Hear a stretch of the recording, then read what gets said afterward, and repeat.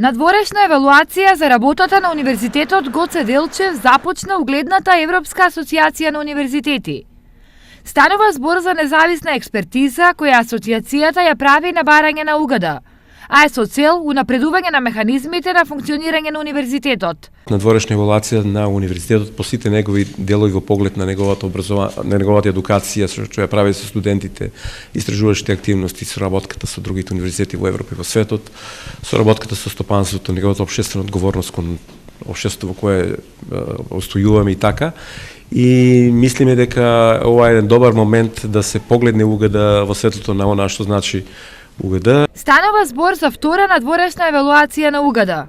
Овој пат универзитетот сака да види како европските универзитети го гледаат правецот на развој по препораките дадени на првата евалуација во 2014 година.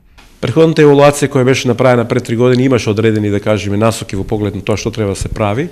Се правија одредени корекции во тоа што се бараше од нас во таа евалуација, меѓутоа имаше и делови кои не зависеа баш од нас, оноа што значеше, да кажеме, делот на дисперзираноста на поголем број на единици, така да таа работа веројатно ќе биде составен дел веројатно и на наредните извештаи.